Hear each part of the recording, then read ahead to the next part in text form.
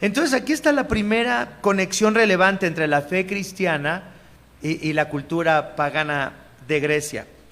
En este tema de cómo todos los seres humanos de manera intuitiva creemos que fuimos creados en los casos de las religiones monoteístas por un solo Dios, en el caso de las culturas paganas por los dioses. Ahí empieza entonces el apóstol su argumento, que va dirigiéndose poquito a poco, mientras va dialogando de esta manera con los griegos, va dirigiéndose hacia la persona de Cristo. Pero fíjense, Pablo no solamente describe a Dios como creador y sustentador, sino como un ser soberano que no vive en templos, que no necesita nada de los hombres y que es Señor en el cielo y en la tierra. Es decir, Pablo, y aquí es algo muy importante, no habla de una fuerza impersonal creadora, sino Pablo habla de un Dios personal que dirige todas las cosas en su relación con los seres humanos y que no depende de ellos para subsistir. Los teólogos de Heidelberg afirman en su definición de la providencia lo siguiente. Fíjense, es lo que leímos en la respuesta a la pregunta 27.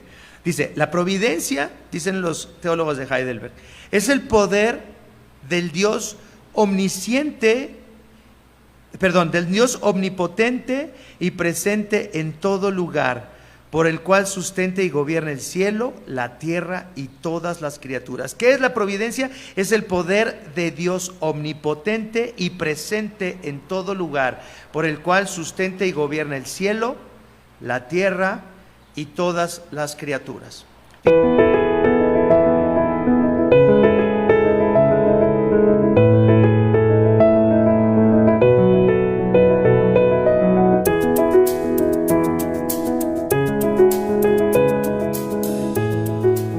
Vamos a ir entonces a la palabra del Señor. Vamos a seguir en esta serie del Evangelio en el Catecismo de Heidelberg y vamos a leer hoy el texto que está en Hechos, capítulo 17, versículos 24 al 31. Hechos, capítulo 17, versículos del 24 al 31. Y este sermón se titula La providencia divina. Hechos 17 del 24 al 31, entonces, dice así. El Dios que hizo el mundo y todo lo que hay en él es Señor del cielo y de la tierra. No vive en templos construidos por hombres, ni se deja servir por manos humanas como si necesitara de algo. Por el contrario, Él es quien da a todos la vida, el aliento y todas las cosas.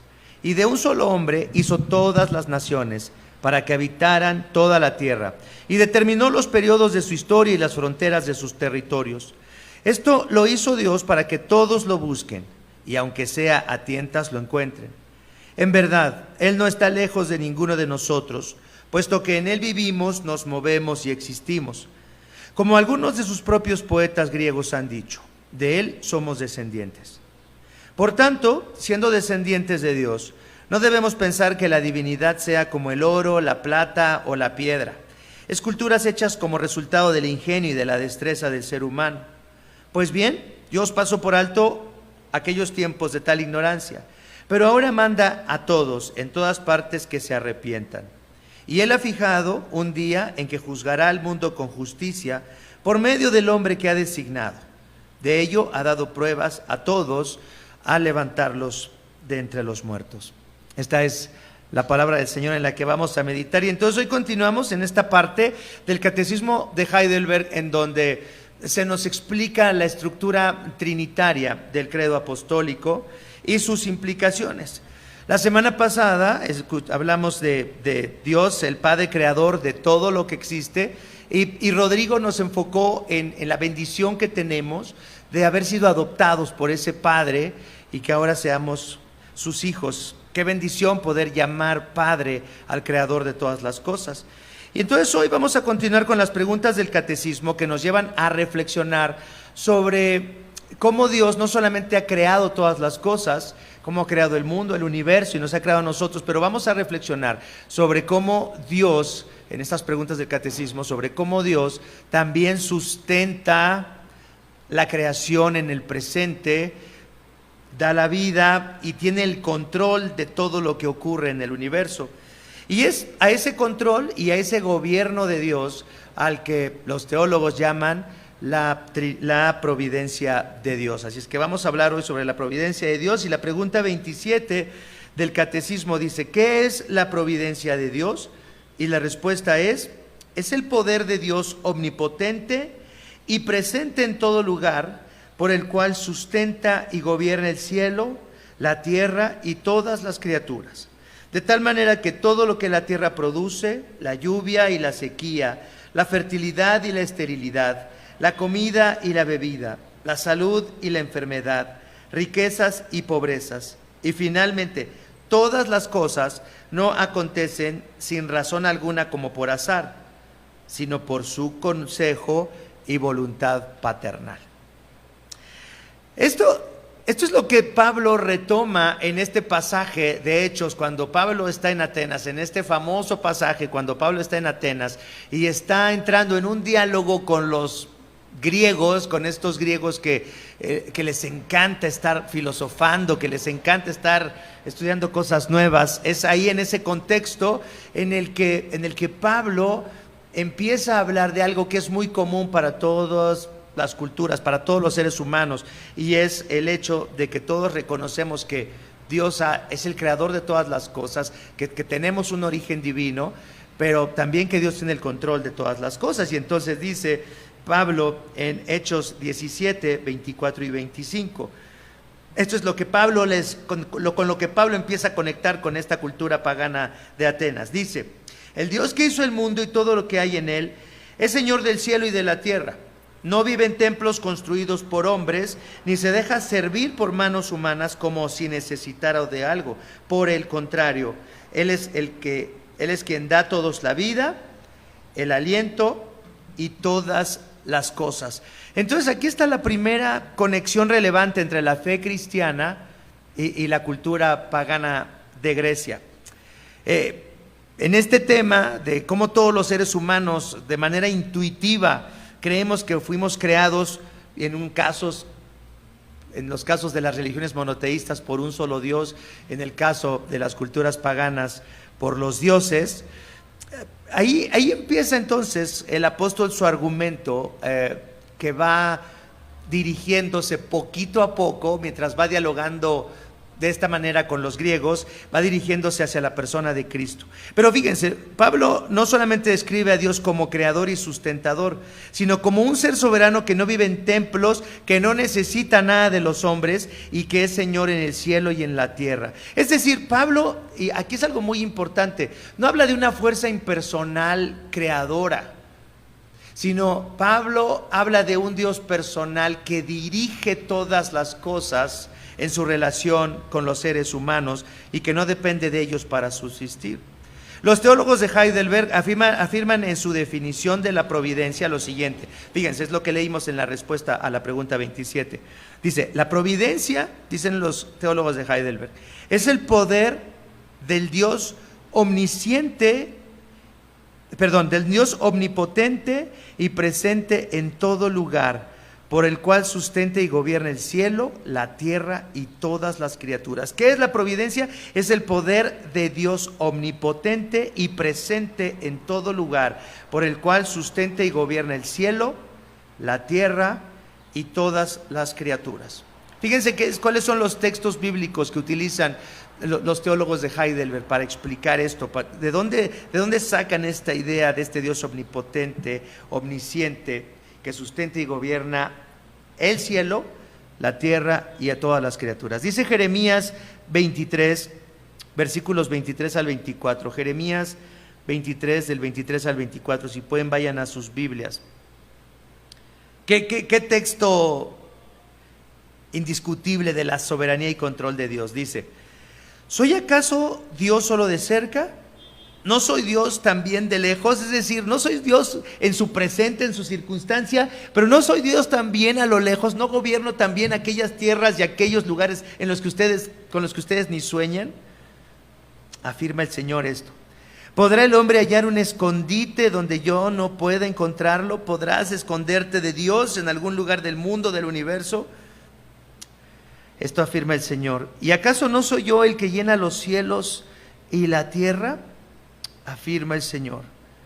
No estoy yo en todas partes, no lleno yo los cielos, no lleno la tierra, no lleno yo el universo.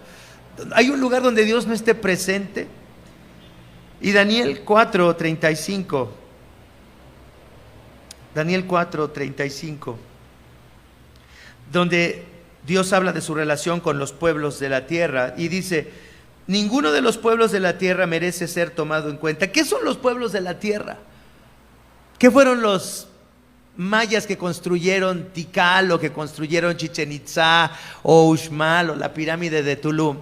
¿Dónde están esos pueblos que se gloriaban en sus avances, en haber descubierto el cero o cosas así? ¿Dónde están los egipcios que construyeron las grandes pirámides? ¿O dónde están los pueblos mesopotámicos? ¿Dónde están esos pueblos? Ninguno de los pueblos de la tierra merece ser tomado en cuenta, dice el Señor. Y dice: Dios hace lo que quiere con los poderes celestiales, es decir, con este mundo espiritual que Dios ha creado, los ángeles y ahora los demonios que se rebelaron en contra de Dios, pero que existen y que están activos. Dice: Dios hace lo que quiere con esos poderes celestiales y también con los pueblos de la tierra. No hay quien se oponga a su poder, ni quien le pida cuentas de sus actos. ¿Quién se puede oponer al poder del Señor? ¿O quién le va a pedir cuentas de sus actos? Y finalmente dice Isaías 43:13: desde los tiempos antiguos yo soy. No hay quien pueda librar de mi mano. Lo que yo hago, nadie puede desbaratarlo. ¿Y cómo me hace que se me enchine la piel cuando yo leo este pasaje? No hay quien pueda librar de mi mano. No hay quien te pueda librar a ti y a mí de la mano del Señor. Y qué bueno que no nos puede librar para salvarnos, ¿no? Pero qué cosa tan tremenda que Dios no nos libre de su mano para ser juzgados y condenados eternamente. Qué poder maravilloso que puede servir para nuestra salvación y nuestra redención, o para nuestra perdición y destrucción. No hay quien pueda librar de mi mano. Todos los planes entonces de Dios se cumplen, como lo dice el Catecismo de Heidelberg, porque Él lo llena todo, está en todas partes. Y no solamente está presente viendo lo que pasa, viendo lo que nosotros hacemos, sino que gobierna todas las cosas que acontecen. Lo que es bueno y lo que es malo, Dios ha decidido que así sea. Todo está bajo su control, todo lo que pasa ha sido preordenado por Dios. Y fíjense lo que dice R.C. Sproul acerca de la providencia divina. Qué interesante y cómo complementa la idea del catecismo. Dice: todo lo que pasa en este mundo no puede suceder separado de la soberanía divina. Algunas veces distinguimos entre lo que se conoce como la voluntad eficaz de Dios, o la voluntad decretiva de Dios, y su voluntad permisiva. Si algo pasa en este mundo por el poder de los humanos, o por el poder de la naturaleza, o por el poder de las máquinas, Dios siempre tendrá el poder y la autoridad para evitar que al menos esto suceda, ¿no es verdad? Y si Él no evita que una cosa pase, entonces significa al menos lo siguiente: que Él ha escogido que eso suceda.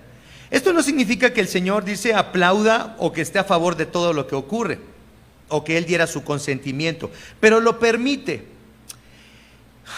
Y al permitirlo, Él está tomando una decisión, y la está tomando de forma soberana. Entonces, todas las cosas que pasan ocurren de acuerdo a la voluntad de Dios. No quiere decir que Dios aplaude o está de acuerdo en eso que pasa, pero al decidir permitir que las cosas pasen, que ciertas cosas pasen, Él está tomando, dice R.C. Sproul, una decisión soberana de que eso ocurra. El hecho de que haya mal en el mundo, entonces, es algo que Dios ha decidido que exista, pero no es que esté a favor del mal. Lo que ocurre es que Él está, fíjense una cosa, Él está en control del mal y tiene el poder aún para convertir lo malo en cosas buenas, para sacar de lo malo cosas buenas, para convertir algo espantoso en algo glorioso. ¿Sí o no? Y vemos las historias de muchas personas que tienen historias tremendas de abuso, de violencia, de soledad, historias en las que podemos ver destrucción y odio y cosas terribles. Y sin embargo vemos y entendemos que Dios tiene el poder para de esas cosas terribles, horribles, que muchas personas han vivido o que hemos vivido algunos de nosotros, y de ahí tomarlo y convertirlo en algo glorioso, en algo maravilloso. Fíjense lo que dice el catecismo: de tal manera que todo lo que la tierra produce, la lluvia, la sequía, la fertilidad, la esterilidad, la comida y la bebida, la salud, la enfermedad, riquezas y pobrezas, finalmente todas las cosas no acontecen sin razón alguna, como por azar. Es decir, nada de lo que acontece por azar. No hay coincidencias, no hay accidentes. Todas las cosas acontecen de acuerdo al plan divino, a ese poder y a esa presencia permanente en todo lugar. Así acontecen, de acuerdo a su voluntad acontecen todas las cosas. Dice Deuteronomio 32:39. Acabamos de leer hace unas semanas este texto, Deuteronomio 32:39. Vean lo que dice: miren ahora que yo soy único, no hay otro Dios fuera de mí. Yo doy la muerte y devuelvo la vida, Causo heridas y doy sanidad. Nadie puede librarse de mi poder. Yo doy la muerte y devuelvo la vida. Ahora, por ejemplo, que viene lo de la vacuna, ¿no? Y algunas personas pues ya se han puesto la vacuna, otras personas no quieren ponerse la vacuna. Me acuerdo cuando estábamos discutiendo hace unos 2 o 3 meses con mi esposa: oye, ¿te vas a poner la vacuna? Y mi esposa decía: no, yo no me voy a poner la vacuna. Y yo decía: yo sí me voy a poner la vacuna. De todas maneras, lo que la gente va a decir si me muero poniéndome la vacuna es: qué tonto, ¿para qué se la puso? Si de por sí está ya enfermo y está en las últimas y todavía se pone la vacuna. Y también si no te la pones entonces y te mueres de COVID, entonces van a decir: mira qué necedad, no se puso la vacuna, ya estaba la vacuna, Dios provee todas las cosas y no tomamos lo que Dios nos da para salvarnos. Quiero decirles algo, quiero decirles que nos vamos a morir en el momento en el que Dios ha decidido morir. No te va a matar el COVID, no te va a matar el virus del COVID, no te va a matar la desorganización de la 4T, no te va a matar que los médicos no te va a matar si es la Sputnik o si es la AstraZeneca. Eso no te va a matar, entiende eso. Vean lo que dice: yo doy la muerte y devuelvo la vida. Si tú eres un cristiano y todavía estás neceando y piensas que tu vida está en el poder de la vacuna o del gobierno o de los rusos o de los ingleses o del capitalismo o del socialismo, no entiendes la fe cristiana, no conoces a Dios si no entiendes que vas a morirte cuando Dios ha decidido que te mueras y que vas a vivir hasta que Dios quiera que vivas. ¿Puedes entender esto? ¿Pueden comprender esto, cristianos? Yo causo heridas, dice Dios. Yo causo heridas y yo doy la sanidad. Nadie puede librarse de mi poder. ¿Cómo vamos a escapar del poder de Dios? Tenemos 2 opciones: o vivimos confiados en este poder, y deberíamos de vivir confiados en este poder como cristianos porque hemos sido adoptados como hijos de Dios y tenemos su cuidado paternal, o podemos vivir como huérfanos, pensando que la vida depende de nosotros y que tenemos que cuidarnos mucho. ¿Cuántas personas hay que se han cuidado por años, por meses, no por años, pero por meses en esta pandemia, y les ha llegado el COVID a su casa? ¿De qué sirvió cuidarse tanto y estar tan aterrorizados, tan aislados, tan deprimidos, tan enojados, tan asustados? Dice el primer libro de Samuel, capítulo 2, versículos 6 y 7. Primer libro de Samuel, capítulo 2, versículos 6 y 7. ¿Del Señor vienen qué? Otra vez. ¿Por qué dirá tanto Dios esto? Porque tenemos que estar conscientes de quién es nuestro Dios y de quién depende nuestra vida. Del Señor vienen la muerte y la vida. Él nos hace bajar al sepulcro. Él es el que nos hace bajar al sepulcro. No un accidente, no las cosas de esta vida, no. Él nos hace bajar al sepulcro cuando Él quiere. Pero también, ¿qué dice? Nos levanta. El Señor da la riqueza y la pobreza. Humilla, pero también enaltece. Job 5:18. ¿Qué texto y quién lo dice? Job 5:18. Porque Él hiere pero venda la herida. Él hiere a propósito. Él nos lastima a propósito. ¿Puedes creer esto? ¿Puedes creer que Dios te lastima a propósito? Pero no es porque te odia, es porque quiere sanarte, porque dice, pero venda la herida. Muchos de nosotros hemos sido lastimados en esta vida, pero no por casualidad, no por alguien, sino porque así lo decidió Dios, que fuéramos lastimados de cierta manera, rotos de cierta manera, en su soberanía, para sanarnos después. Él golpea, pero ¿qué dice? Pero trae alivio. ¿Qué les parece este Dios salvaje?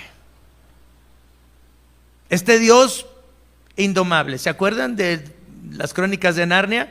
Cuando le pregunta a la niña, no me acuerdo a qué personaje, no me acuerdo si es al castor o alguien, dice, ¡ay, qué miedo! Viene un león, dice, y dice, ¿y ese león es seguro? ¿Es seguro estar junto a ese león?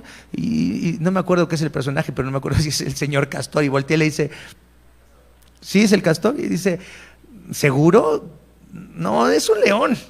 Es un león que no puede estar seguro junto a un león. No, es un tigre, no puede estar seguro junto a un tigre. No, Dios no nos ha llamado a una relación con Él para que todo sea como nosotros queremos, sino su plan maravilloso, perfecto, su control, su providencia, su soberanía, están planeadas para que todo lo que nos ocurra, incluyendo el sufrimiento y la muerte, operen para el bien de los que Él ha escogido que sean suyos. ¿Por qué nos tocó vivir en este tiempo en México, en Mexiquito lindo y querido? ¿No les hubiera gustado ser mejor ingleses o alemanes? Tener 20 años, Rafa, en 1914 o en 1939, ¿no te hubiera gustado eso? Y haber vivido las emociones de la Segunda Guerra Mundial y haber visto a tus seres queridos muertos y tener hambre y estar en las trincheras con los pies hinchados de la humedad. ¿No te hubiera gustado eso más? ¿No hubiera sido más glamuroso eso? ¿No les hubiera gustado... en lugar de ser inditos como yo, haber sido un conde ruso en 1917 y que te hubieran agarrado los bolcheviques y que te hubieran llevado y que te hubieran encarcelado y luego te hubieran matado frente a un muro? ¿No hubiera sido más glamuroso eso? ¿Qué prefieren? ¿Vivir en Mexiquito lindo y querido o haber estado en esos lugares? ¿Qué destinos tan distintos y qué épocas tan crueles les da Dios a algunos, mientras que a otros Dios decide darnos tiempos de paz y de abundancia? Dios ha decidido esto. Cada vez que yo voy al dentista siempre me acuerdo de Porfirio Díaz. Y ustedes dicen, está loco este pastor. ¿Qué tiene que ver ir al dentista con Porfirio Díaz? En 1911, cuando Porfirio Díaz se fue para Europa, cuando fue exiliado de Europa, lo primero a lo que fue a Europa, ¿saben a qué fue? Fue al dentista a Suiza. Si no han leído la biografía de Porfirio Díaz, vean esto. Porque en México no había la tecnología para curarlo de un dolor de muelas. ¿Se imaginan ser el hombre más poderoso del país, el hombre fuerte de México, y que no puedas calmar un dolor de muelas? Cada vez que voy con Raulito Canul digo, gracias Señor que Raúl tiene cantidades generosas de anestesia para ponerme. Qué bueno que me tocó vivir en este tiempo, no lo cambiaría por nada.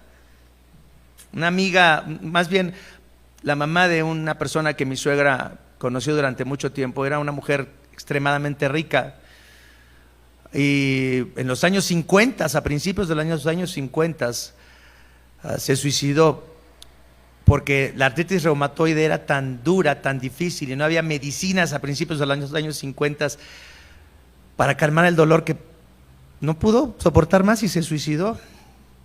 La desesperación del dolor. Siendo una mujer riquísima, no podía tener acceso a un avance científico en aquel tiempo para calmar su dolor. Dios ha decidido que unos sufran de una forma horrible y tremenda, y Dios ha decidido darles a otros tiempos de paz, prosperidad, salud. Podemos ir al Palacio de Versalles en Francia y podemos ver esas obras de arte y la opulencia del Rey Sol. Y sin embargo, ese rey todopoderoso en Francia nunca tuvo acceso ni a la comodidad, ni a los servicios de higiene que nosotros tenemos en nuestras pequeñas casitas. No lo tuvo Él.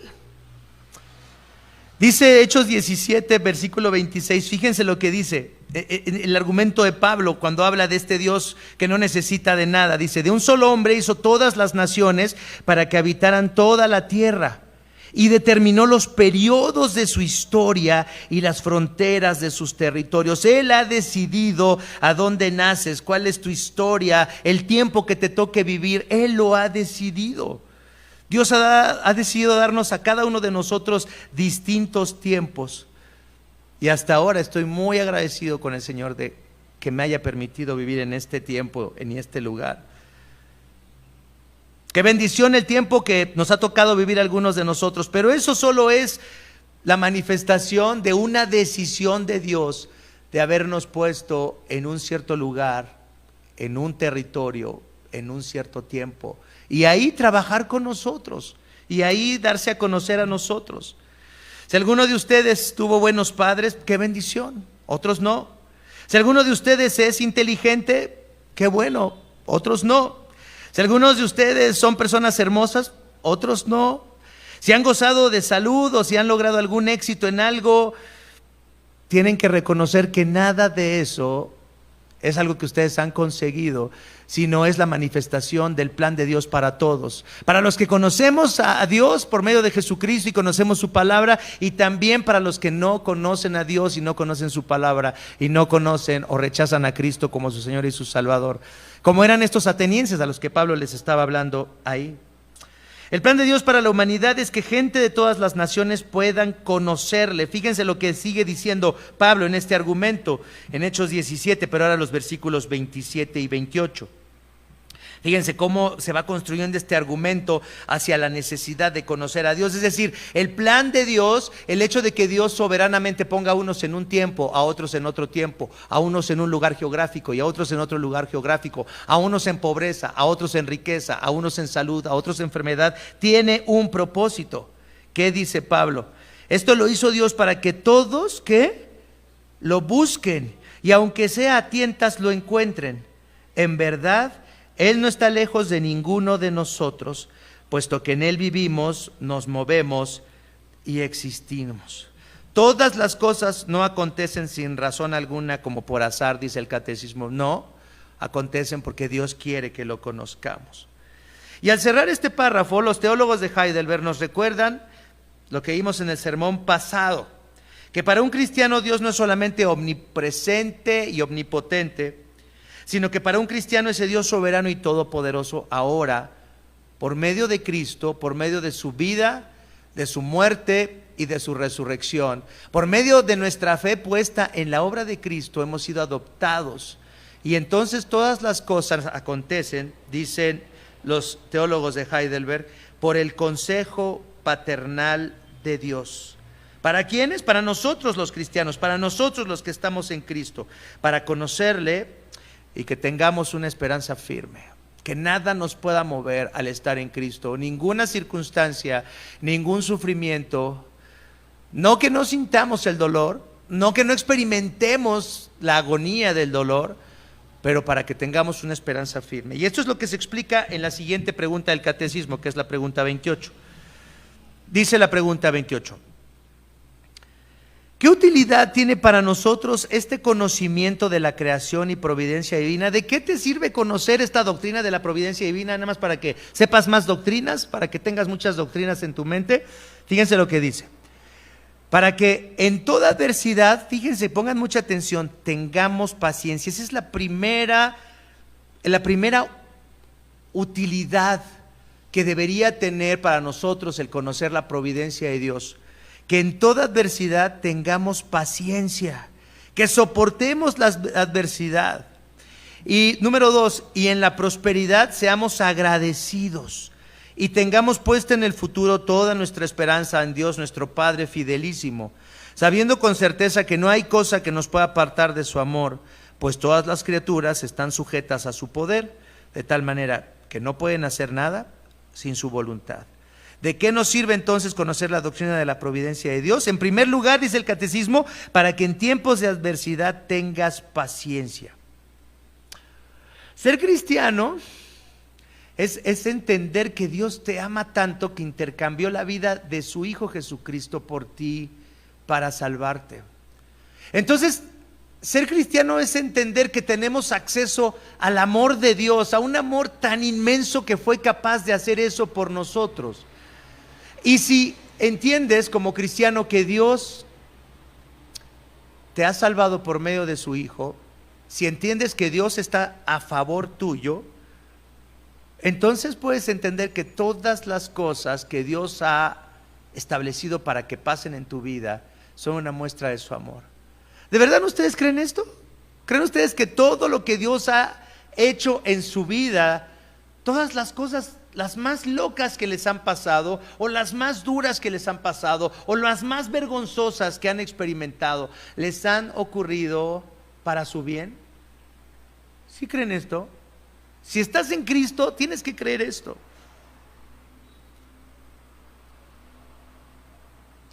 Fíjense lo que dice ahí mismo en el texto de Hechos 17, pero ahora los versículos 30 y 31. ¿Qué es lo que dice? ¿A qué lleva Pablo a los atenienses a pensar después de decirles, de hablarles de la soberanía de Dios, después de hablarles de que Dios ha determinado un plan para todas las naciones? Y luego les dice y los confronta a lo que tienen que llegar. Dice, pues bien, Dios pasó por alto aquellos tiempos de tal ignorancia. ¿Cuál ignorancia? En la que todas las personas de todas las naciones vivíamos adorando a Dios a nuestra manera, o teníamos nuestros dioses hechos de plata y oro.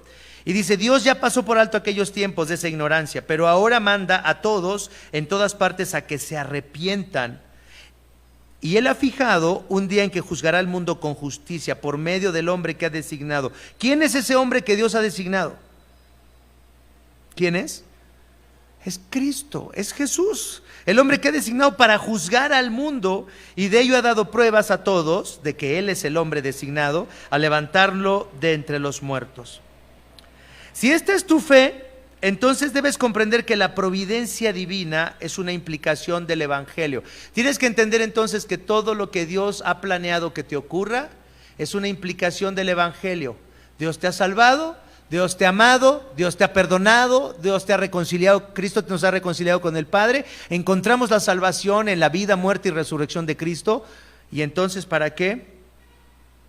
Para que ahora entendamos que todo lo que Dios ha destinado que nos pase es necesario para poder conocerlo más, para poder entender más su plan, para poder disfrutar más de esta relación con Dios, para poder anhelar más la vida eterna. Y eso es lo que dice la segunda parte de la respuesta de Heidelberg: para que en la prosperidad, para cuando te vaya bien, para cuando Dios te conceda las peticiones de tu corazón, seas ¿qué?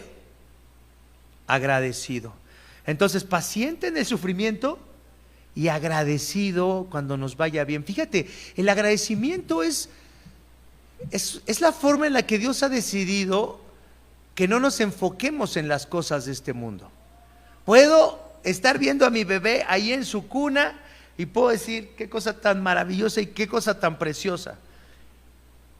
Pero si soy agradecido, entonces voy a entender que este bebé lo ha puesto Dios en mi vida, y que es una bendición que viene de Él, y que entonces la vida de mi hijo, esta bendición se la debo al Padre. Y entonces, en lugar de enfocarme en un hijo o en una hija tan esperado, tan amado, que pienso que me va a hacer feliz esta hermosa criatura, en lugar de pensar eso, volteo hacia Dios y digo, tú eres bueno, tú me has dado esto. Que cuando veas a la mujer que amas o al hombre que amas y digas, qué hermoso tener 27, 30, 50 años, 2 años al lado de esta preciosura, al lado de esta persona a la que amo con todo mi corazón, no te quedes ahí pensando en esa persona y no sea eso la razón de tu vida, sino que voltees hacia Dios y agradezcas y digas, gracias Dios por darme esta bendición de encontrar a alguien que me ame, que me perdone, que pueda estar conmigo todos los días. Eso es el agradecimiento, es la forma en la que Dios impide que nos aferremos a este mundo y que lo reconozcamos a Él como el que nos da todas las cosas. ¿Realmente tenemos esta confianza en el Señor de que todo lo que nos pasa es una manifestación de su amor? Déjenme decirles que yo a veces no creo esto. A veces no creo esto. Hay cosas que yo le he pedido al Señor que cambien mi vida, que cambie mi corazón, que cambie mi mente, y Él no me ha cambiado. Su respuesta ha sido no, Víctor, y eso me molesta mucho, que pudiendo Dios cambiarme en un minuto, hacerme una persona distinta, un hijo obediente, Él decida, no, tienes que luchar con tu pecado, tienes que luchar con tu maldad todos los días, tienes que ver tu condición miserable, tienes que experimentar la vergüenza de ser la persona horrible que eres. Yo no quiero ser así, pero Dios ha decidido tratar conmigo de esta manera. Y al final de mi rebeldía y de mis quejas, por causa de Cristo, por causa de que sé que Dios me ama, entonces me vuelvo a someter a Dios de manera voluntaria. No me gusta la forma en la que Dios quiere tratar conmigo, pero al ver el amor de Dios manifestado en la cruz de Cristo, entonces otra vez de manera voluntaria me someto al Señor y yo digo, tú sabes mejor que yo lo que me conviene, tú sabes lo que es lo mejor, me has dado a Cristo y eso me da esperanza. Para algunas personas será la voluntad del Señor no sanarlos de alguna enfermedad, para otros será perder a personas amadas, para otros será no poder tener hijos, para otros será vivir siempre en un matrimonio insatisfactorio, para otros será nunca tener éxito profesional o económico como el que anhelan, para otros será no ver a sus hijos venir a la fe en Cristo. Sea, lo que Dios haya decidido, lo que Dios haya escogido para nosotros, debemos recordar que si estamos en Cristo, no debemos dudar de que Él está actuando a nuestro favor en medio de esas circunstancias. Romanos 8:28, este texto tan conocido, ¿qué dice? Romanos 8:28 dice: ahora bien, sabemos que Dios dispone todas las cosas para el bien de quienes lo aman, los que han sido llamados de acuerdo a su propósito. Todas las cosas para el bien de quienes lo aman: la vida, la muerte, la salud, la enfermedad, la pobreza, la riqueza, la soledad, la amistad, todo. Y primera a los Corintios capítulo 1 versículo 9, fíjense cómo lo que les recuerda Pablo a los Corintios. Primera a los Corintios capítulo 1 verso 9. Fiel es Dios, quien nos ha llamado a tener comunión con su Hijo Jesucristo nuestro Señor. Él es fiel para mantenerte en la comunión con Cristo. Él te ha salvado y va a ser fiel y va a cumplir sus promesas, aunque tengas que pasar por circunstancias que no quieres pasar. ¿Puedes creer esto? Esa es la providencia de Dios. Y Romanos capítulo 5 versículos del 2 al 5. Qué cosa tan tremenda. Romanos 5 del 2 al 5. Dice Pablo a los romanos: así que nos regocijamos en la esperanza de alcanzar la gloria de Dios. Qué bueno que esperamos la vida venidera, las bodas del Cordero, vino nuevo, una celebración y un gozo y una alegría y una satisfacción que nada nos va a poder quitar. Esperamos alcanzar la gloria de Dios y nos regocijamos en esa esperanza. Pero luego dice Pablo, y no solo en esto, dice, pero espérenme tantito, no he terminado, sino también nos regocijamos ¿en qué? ¿En qué? O sea, ¿cómo?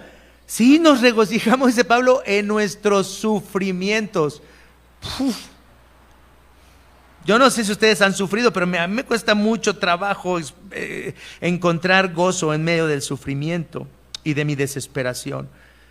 Dice, porque sabemos que el sufrimiento produce perseverancia, la perseverancia entereza de carácter y la entereza de carácter esperanza, y esta esperanza no nos defrauda. Nuestra esperanza es firme, es decir, cuando estoy pasando por un tiempo difícil, cuando estoy sufriendo, entonces en ese momento es muy difícil regocijarme. Pero luego que pasa el sufrimiento, luego que pasa el tiempo de desesperación, entonces digo, wow, qué bueno que pasé ese tiempo, cuánto aprendí en ese tiempo, cómo Dios ha tratado con mi vida, con mi corazón, con mi idolatría, con mi pecado, con mi rebeldía, con mi odio, con todos mis vicios, cómo Dios ha tratado en medio de ese tiempo. Y entonces digo, qué bueno que pasó ese tiempo. Y me regocijo en la tribulación. Pero eso es algo difícil, eso es algo muy duro. Y dice, y entonces esta esperanza no nos defrauda, porque Dios ha derramado su amor en nuestro corazón por el Espíritu Santo que nos ha dado. ¿Por qué podemos regocijarnos aún en el sufrimiento? Porque Dios ha derramado su amor en nuestro corazón. Algo que tienes que recordar para comprender bien la doctrina de la providencia de Dios es que Dios no solamente te dice, yo soy omnisciente y soy omnipotente y hago lo que quiero. Eso no es lo único que Dios dice, sino que es también lo que Dios dice, y te amo, y eres precioso para mí. No solamente soy al que debes temer, no solo soy el que golpeo y también sano, no solamente soy el que causa la herida y también la vendo, no solamente soy este Dios salvaje, pero soy un Dios que te amo tanto, que di la vida de mi hijo en rescate por ti. Dice la respuesta del catecismo que Dios es un Padre fidelísimo, de quien nada ni nadie nos puede apartar, porque todas las criaturas no pueden hacer nada, ¿qué? Sin su voluntad. Y dice Kevin DeYoung en su comentario, el pastor Kevin DeYoung en su comentario al Catecismo de Heidelberg, que estamos utilizando como libro de texto para la preparación de estos sermones, dice, la providencia de Dios entonces implica que las naciones están bajo su control, la naturaleza está bajo su control, los animales están bajo su control. Y yo digo, ¿en dónde están bajo su control? Y pone el texto de Daniel en el foso de los leones. Y me dio mucha risa porque no me acordaba de eso. Satanás y sus ángeles están bajo su control. Y Dios utiliza personas malas para cumplir sus planes. Él endurece los corazones de quien quiere endurecer los corazones y envía calamidad a quien quiere enviar calamidad y problemas, y decide la muerte de las personas. Y todo esto de acuerdo a su sabio consejo. Al contemplar la doctrina de la providencia divina, al enfrentarnos a la realidad de ese Dios que no puede ser domado, domesticado ni controlado, al enfrentarnos a su poder y a su santidad desde nuestra finitud y desde nuestra miseria, debemos encontrar en esta doctrina un gran consuelo, porque Él está de nuestro lado, porque Él ha decidido que seamos suyos por medio de Cristo y nada nos podrá separar del amor de Dios. Vamos a terminar con este himno que está en Romanos capítulo 8, versículos 31 al 39. Este himno precioso que necesitamos recordar constantemente al enfrentarnos a lo que Dios ha decidido que nos enfrentemos. Dice Romanos capítulo 8 del 31 al 39. ¿Qué diremos frente a esto? Si Dios está de nuestra parte, ¿quién puede estar en contra nuestra? Si Dios ha decidido salvarte, ¿quién puede evitar que Dios te salve? ¿Quién puede evitar que Dios quiera salvarte si Él quiere eso? El que no escatimó a su propio Hijo, sino que lo entregó por todos nosotros, ¿cómo no habrá de darnos generosamente junto con Él todas las cosas? Es decir, si Él ya te dio a su Hijo, ¿cómo no va a darte todo lo que necesitas para tu salvación? ¿Cómo no va a proveer todo lo que necesitas? Aún las pruebas, el sufrimiento, todo lo que necesitas, todo lo que requieras, Dios te lo va a dar. Dime cómo está Dios tratando contigo, cómo estás experimentando la providencia de Dios en este tiempo. ¿Puedes creer que eso es lo que necesitas en este momento? Porque dice Dios, si Él te ha dado a Cristo, pues lo que te está pasando es lo que necesitas ahorita. ¿Quién acusará a los que Dios ha escogido?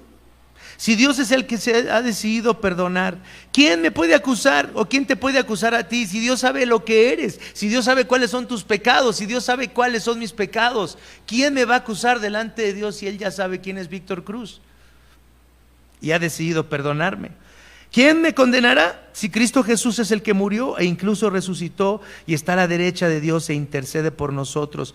¿Quién te podrá condenar si Cristo intercede al Padre por ti todos los días? ¿Quién nos apartará del amor de Cristo? ¿La tribulación o la angustia, la persecución, el hambre, la indigencia, el peligro o la violencia? Así está escrito: por tu causa siempre nos llevan a la muerte, nos tratan como ovejas para el matadero. Fíjense una cosa, dice el apóstol Pablo: y es posible que en el plan de Dios y en la providencia de Dios, Dios haya decidido que sufras por causa de Cristo y que hasta mueras por causa de Cristo. Y miren quién lo estaba diciendo. ¿Qué le faltaba al apóstol Pablo ya? Que lo mataran en Roma, que lo decapitaran de acuerdo a la tradición. ¿Y qué dice el apóstol Pablo? Y esto está incluido ¿en qué? En el plan de Dios. Que me maten, que me corten la cabeza, está incluido en el plan de Dios. Sin embargo, en todo esto somos más que vencedores por medio de aquel que nos amó. Pues estoy convencido de que ni la muerte, ni la vida, ni los ángeles, ni los demonios, ni lo presente, ni lo porvenir, ni los poderes, ni lo alto, ni lo profundo, ni cosa alguna en toda la creación podrá apartarnos del amor que Dios nos ha manifestado en Cristo Jesús, Señor nuestro. Cristianos, no olviden esto que dice el catecismo: no hay cosa que nos pueda apartar de su amor, pues todas las criaturas están sujetas a su poder, de tal manera que no pueden hacer nada sin su voluntad. El escuchar estas verdades, el repasar estas verdades, el conocer cómo actúa Dios en su providencia y cómo ha decidido interactuar con nosotros por medio de su Hijo Jesucristo, ¿consuela tu corazón? ¿Puedes hallar consuelo en estas verdades del Evangelio para tu vida y también para tu muerte? Vamos a orar. Padre Santo, Padre amoroso, te damos gracias esta mañana, porque nos recuerdas, Señor, que nadie puede pedirte razón de lo que haces. Porque nos recuerdas que tú eres el que haces que descendamos al sepulcro, pero también dices que tú das la vida, que tú hieres y que tú sanas. Señor, si eso fuera todo el mensaje esta mañana, sería un mensaje muy duro y triste y desesperanzador. Pero tú nos dices al mismo tiempo que has decidido salvarnos por medio de tu Hijo Jesucristo, y que eres tan fiel que vas a salvar a personas como nosotros, rotas, rebeldes, llenas de odio, de lujuria, de codicia, llenas de todo lo malo, de envidia, de conflictos, de egoísmo. Señor, has decidido salvarnos y todo, Señor, lo que has decidido que nos pase es parte de tu plan amoroso y paternal. Que podamos creer esto, Señor, que podamos vivir de esta manera. Te damos tantas gracias por recordarnos esto tan importante hoy. Qué esperanza tenemos y qué descanso también tenemos de que tú nos llevarás de la mano hasta la victoria, hasta que ya no haya nada, Señor, que te desagrade en nuestras vidas, hasta que nunca haya más muerte, ni vergüenza, ni temor. Como anhelamos ese día, como anhelamos llegar así a tu presencia y que se cumpla tu voluntad. Oramos en el nombre de Jesús, tu Hijo. Amén. Amén.